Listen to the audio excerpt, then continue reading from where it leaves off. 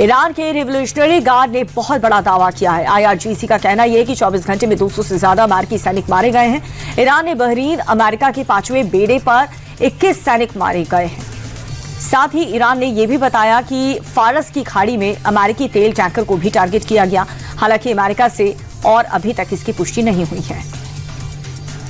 श्रीलंका ने पहली बार ईरानी सैनिकों का वीडियो रिलीज किया है। जो वॉरशिप से बचाए गए श्रीलंका ने ईरानी सैनिकों को अपने बंदरगाह में शरण दी है।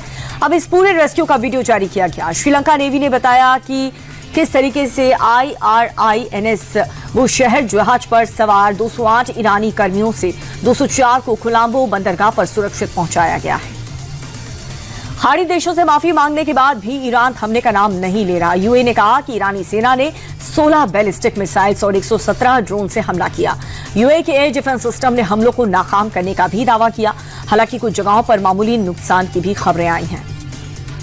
मिडिल ईस्ट में जारी तनाव के बीच देश में पेट्रोल डीजल की कीमत बढ़ने की चिंता खत्म हो गई, क्योंकि हॉर्मुज रूट बंद होने के बाद सरकार ने कुल इंपोर्ट का 10% कच्चा तेल नई रूट से मांगना शुरू कर दिया है। सूत्रों के अनुसार सरकार का कहना यह है कि अंतर्राष्ट्रीय बाजार में उतार चढ़ाव के बावजूद भारत के पास तेल का पर्याप्त भंडार है और स्थिति नियंत्रण में है। हॉर्मुज रूट बंद होने की वजह से इंटरनेशनल मार्केट में कच्चे तेल के दाम 27% तक बढ़ गए हैं। पश्चिम बंगाल में राष्ट्रपति मुर्मू ने अपमान को लेकर के पीएम मोदी ने ममता बनर्जी पर जमकर हमला बोला। दिल्ली में पीएम मोदी ने कहा कि ममता ने न सिर्फ राष्ट्रपति बल्कि लोकतंत्र की महान परंपरा का भी अपमान किया। टीएमसी के लोग सत्ता के अहंकार में डूबे हुए हैं। इनका अहंकार बहुत जल्द टूटने वाला है। दरअसल कल राष्ट्रपति बंगाल दौरे पर थी और जहां उनको रिसीव करने न तो सीएम गई और न ही कोई उनका मंत्री, जिसके बाद से ही बीजेपी टीएमसी पर हमलावर हो गई है। बंगाल में प्रेसिडेंट प्रोग्राम पर बवाल थमने का नाम नहीं ले रहा। सीएम ममता ने फिर से कहा कि कार्यक्रम में किसी भी तरह के नियम का उल्लंघन नहीं हुआ। राष्ट्रपति के प्रोग्राम में राज्य सरकार का कोई रोल नहीं है। आयोजक और भारत सरकार के जिम्मे कार्यक्रम हुआ। हम महामहिम के पद का पूरा सम्मान करते हैं, लेकिन चुनाव को लेकर के बंगाल को बदनाम करने की साजिश अच्छी बात नहीं। प्रधानमंत्री मोदी ने दिल्ली वासियों को 33,500 करोड़ रुपए की बड़ी सौगात दी। पीएम ने कई विकास परियोजनाओं का शिलान्यास और उद्घाटन किया। दिल्ली मेट्रो के 2 नए कॉरिडोर मजलिस पार्क मौजपुर बाबरपुर और दीपारी चौक मजलिस पार्क का उद्घाटन किया। पीएम मोदी ने सरोजनी नगर के GPRA टाइप वी क्वार्टर का दौरा किया और लाभार्थी महिलाओं को चाबियां सौंपी। इस दौरान पीएम ने महिला लाभार्थियों से बातचीत भी की है।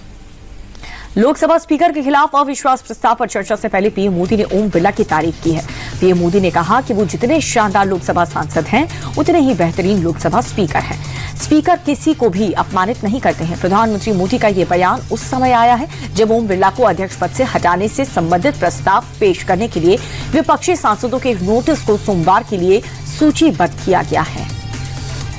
नीतीश कुमार के बेटे निशांत कुमार की पॉलिटिक्स में ऑफिशियल एंट्री हो चुकी है। आज पटना स्थित JDU दफ्तर में वो आधिकारिक रूप से पार्टी में शामिल हो गए। कार्यकारी अध्यक्ष संजय झा और ललन सिंह समेत कई वरिष्ठ नेताओं की मौजूदगी में निशांत ने पार्टी का दामन थामा और इससे पहले उनके दफ्तर पहुंचने पर कार्यकर्ताओं ने उनके काफिले पर फूल बरसा करके उनका स्वागत किया।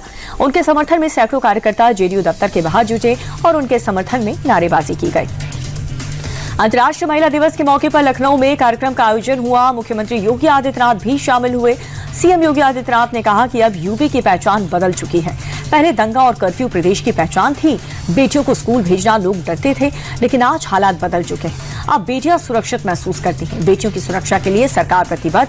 सुरक्षा के साथ खिलवाड़ करने वालों पर आज सख्त कार्रवाई होगी।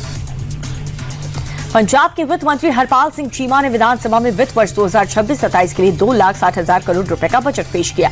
बजट में सरकार ने मुख्यमंत्री माताएं बेटियों सत्कार योजना के तहत महिलाओं को हर महीने 1,000 और अनुसूचित जाति की महिलाओं को 1,500 रुपए देने की घोषणा की।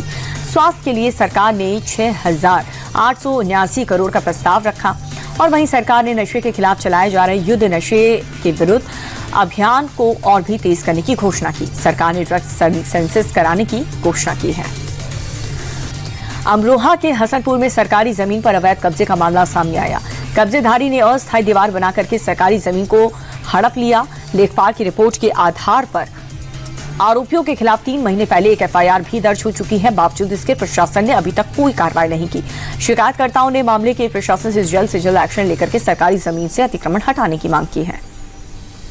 यूपी के अलीगढ़ में 2 नकाबपोश बदमाश मोबाइल के शोरूम में घुस गए। तमंचे के बल पर 2,24,000 रुपए की लूट की। जिसका सीसीटीवी वीडियो सामने आया। लूट की सूचना पर पुलिस मौके पर पहुंचती है। साथ ही घटना के खुलासे के लिए 3 टीम्स गठित की गई। दुकानदार का कहना यह है कि बदमाशों ने नुकसान पहुंचाने की भी कोशिश की है। बांग्लादेश के कुमिल्ला में काली माता के मंदिर में धमाका हुआ। हादसे में पुजारी समेत 3 लोग घायल हो गए। ब्लास्ट के वक्त मंदिर में पूजा चल रही, तभी अचानक से धमाका हुआ और ये पूरी घटना सीसीटीवी में कैद हो गई। सीसीटीवी में साफ दिख रहा है कि एक नकाबपोश व्यक्ति एक बैग लेकर मंदिर परिसर में घुसता है और कुछ देर इधर उधर देखने के बाद वो बैग को वहीं छोड़ करके मंदिर से निकल जाता है। उसके कुछ देर बाद ही मंदिर में धमाका हो गया। वेनेजुएला की राजधानी काराकास में डिटेंशन सेंटर से 20 से ज्यादा कैदियों को रिहा किया गया। जेल से बाहर निकलते ही नेताओं और कार्यकर्ताओं की आजादी के नारे लगाए। दिलचस्प बात यह रही कि रिहाई एमनेस्टी बिल के तहत नहीं हुई है। निकोलस मादुरो के खिलाफ अमेरिकी सैन्य कार्रवाई के बाद इस कदम को राजनीति में एक बड़ा बदलाव माना जा रहा है। वेनेजुएला में सैकड़ों लोग अब भी सलाखों के पीछे हैं और परिवार उनकी रिहाई की मांग पर अड़ा है। बिजनेसमैन अनिल अंबानी की मुश्किलें बढ़ती जा रही हैं। सीबीआई ने एक और नया केस दर्ज किया। ये एफआईआर पीएनबी के चीफ मैनेजर की शिकायत पर दर्ज हुई है। एफआईआर के मुताबिक 2013 से 17 के बीच अनिल अंबानी ने रिलायंस कम्युनिकेशंस के अधिकारियों के साथ मिलकर 1085 करोड़ की धोखाधड़ी की। बैंक का आरोप यह है कि कंपनी ने फंड को जानबूझकर दूसरी जगह डाइवर्ट कर दिया। नई एफआईआर में रिलायंस कम्युनिकेशंस, अनिल अंबानी और मझारी काकर समेत कई लोगों को आरोपी बनाया गया है।